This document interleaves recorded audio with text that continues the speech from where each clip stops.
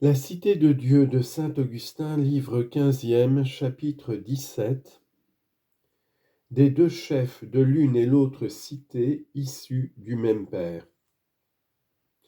Comme Adam était le père de ces deux sortes d'hommes, tant de ceux qui appartiennent à la cité de la terre que de ceux qui composent la cité du ciel, après la mort d'Abel, qui figurait un grand mystère, il y eut deux chefs de chaque cité, Caïn et Seth, dans la postérité de qui l'on voit des marques plus évidentes de ces deux cités.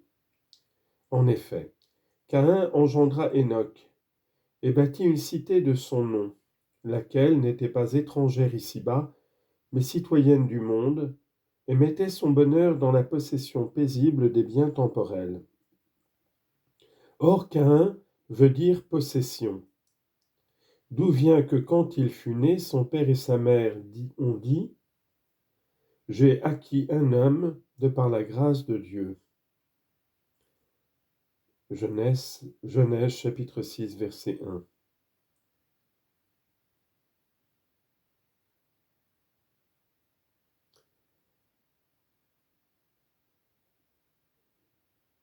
Et Enoch signifie dédicace, à cause que la cité de la terre est dédiée en ce monde même où elle est fondée, parce que dès ce monde, elle atteint le but de ses désirs et de ses espérances.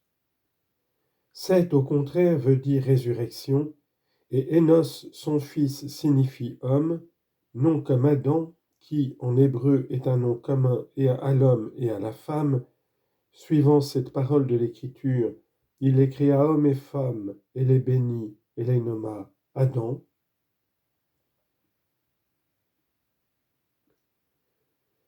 Car il n'y aura point de génération, ce qui fait voir qu'Ève s'appelait aussi Adam, d'un nom commun aux deux sexes. Mais Énos signifie tellement un homme que ceux qui sont versés dans la langue hébraïque assurent qu'il ne peut pas être dit d'une femme. Énos est en effet le fils de la résurrection, où il n'y aura plus de mariage. Confère Luc chapitre 20 verset 35. Car il n'y aura point de génération dans l'endroit où la génération nous aura conduits. Je crois pour cette raison devoir remarquer ici que dans la généalogie de Seth, il n'est fait nommément mention d'aucune femme, au lieu que dans celle de Caïn il est dit « Mathusalem engendra Lamech, et Lamech épousa deux femmes, l'une appelée Ada et l'autre Sella, et Ada enfanta Jobel. Celui-ci fut le père des bergers, le premier qui habita dans des cabanes. Son frère s'appelait Jubal, l'inventeur de la harpe et de la cithare. Sella eut à son tour Tobel, qui travaillait en fer et en cuivre. Sa sœur s'appelait Noéma. Confère Genèse chapitre 4, versets 18 à 22. Là finit la génération de Caïn, qui est toute comprise en 8 générations, en comptant Adam, 7 jusqu'à Lamech, qui épousa 2 femmes, et la 8e dans ses enfants, parmi lesquels l'Écriture fait mention d'une femme. Elle insinue par là qu'il y aura des générations charnelles et des mariages, jusqu'à la fin dans la cité de la terre, et de là vient aussi que les femmes de Lamech, le dernier de la lignée de Caïn, sont désignées par leur nom, distinction qui n'est point faite pour d'autres que pour Ève avant le déluge. Or comme Caïn, fondateur de la cité de la terre, et son fils Enoch, qui nomma cette cité, marquent par leur nom, dont l'un signifie possession et l'autre dédicace, que cette même cité a un commencement et une fin, et qu'elle borne ses espérances à ce monde-ci. De même, Seth, qui signifie résurrection, étant le père d'une postérité dont la généalogie est rapportée à part, il est bon de voir ce que l'histoire sainte dit de son fils. Chapitre 18. Figure de Jésus-Christ et de son Église dans Adam, Seth et Énos. Seth, dit la Genèse, eut un fils qu'il appela Énos. Celui-ci mit son espérance à invoquer le nom du Seigneur. Confère Genèse chapitre 4 verset 26. Voilà le témoignage que rend la vérité. L'homme donc, fils de la résurrection, vit en espérance, tandis que la cité de Dieu qui naît de la foi dans la résurrection de Jésus-Christ est étrangère en ce monde. La mort et la résurrection du Sauveur sont figurées par ces deux hommes, par Abel qui signifie deuil, et par Seth son frère qui veut dire résurrection. C'est par la foi en Jésus ressuscité qu'est engendrée ici-bas la cité de Dieu, c'est-à-dire l'homme qui a mis son espérance à invoquer le nom du Seigneur. Car nous sommes sauvés par l'espérance, dit l'apôtre. Or, quand on voit ce qu'on avait espéré voir, il n'y a plus d'espérance, car qui espère voir ce qu'il voit déjà? Que si nous espérons voir ce que nous ne voyons pas encore, c'est la patience qui nous le fait attendre. Romains chapitre 8, versets 24 et 25. En effet, qui ne jugerait qu'il y a ici quelques grands mystères? Abel n'a-t-il pas mis son espérance à invoquer le nom du Seigneur, lui dont le sacrifice fut si agréable à Dieu, selon le témoignage de l'Écriture? Seth n'a-t-il pas fait aussi la même chose, lui dont il est dit « Dieu m'a donné un autre fils à la place d'Abel » ? Pourquoi donc attribuer particulièrement à Énos ce qui est commun à tous les gens de bien? Sinon parce qu'il fallait que celui qui naquit, le premier père des prédestinés à la cité de Dieu, figurât l'assemblée des hommes qui ne vivent pas selon l'homme dans la possession d'une félicité passagère, mais dans l'espérance d'un bonheur éternel.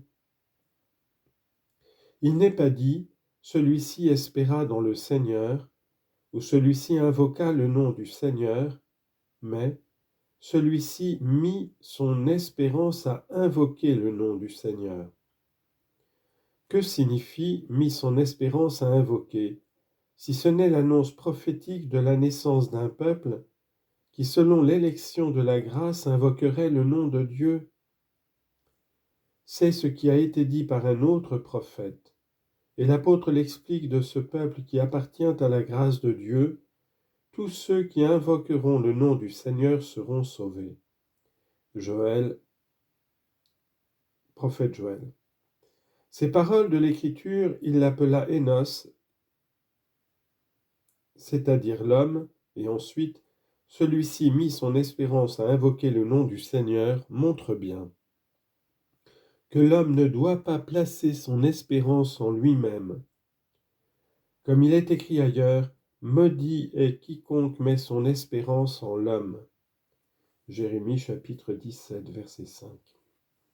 Personne, par conséquent, ne doit non plus la mettre en soi-même, afin de devenir citoyen de cette autre cité, qui n'est pas dédiée sur la terre par le fils de Caïn, c'est-à-dire pendant le cours de ce monde périssable, mais dans l'immortalité de la béatitude éternelle. Chapitre 19. Ce que figure le ravissement d'Hénoch. Cette lignée dont Seth est le père a aussi un nom qui signifie dédicace dans la 7e génération depuis Adam, en y comprenant Adam lui-même. En effet, Hénoch, qui signifie dédicace, est né le 7e depuis lui, mais c'est cet Hénoch si agréable à Dieu qui fut transporté hors du monde et qui, dans l'ordre des générations, tient un rang remarquable, en ce qu'il désigne le jour consacré au repos. Il est aussi le 6e à compter depuis Seth, c'est-à-dire depuis le père de ces générations qui sont séparées de la lignée de Caïn. Or c'est le 6e jour que l'homme fut créé et que Dieu acheva tous ses ouvrages. Mais le ravissement d'Hénoch marque le délai de notre dédicace. Il est vrai qu'elle est déjà faite en Jésus-Christ, notre chef, qui est ressuscité, pour ne plus mourir, et qui a été lui-même transporté.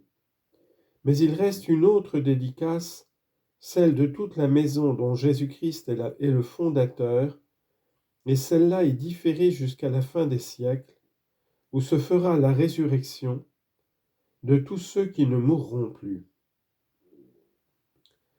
Il n'importe au fond qu'on l'appelle la maison de Dieu ou son temple ou sa cité, car nous voyons Virgile donner à la cité dominatrice par excellence le nom de la maison d'Assaracus, désignant ainsi les Romains qui tirent leur origine de ce prince par les Troyens. Il les appelle aussi la maison d'Énée, parce que les Troyens qui bâtirent dans la suite la ville de Rome arrivèrent en Italie sous la conduite d'Énée. Le poète a imité en cela les saintes lettres qui nomment le peuple nombreux des Israélites la maison de Jacob.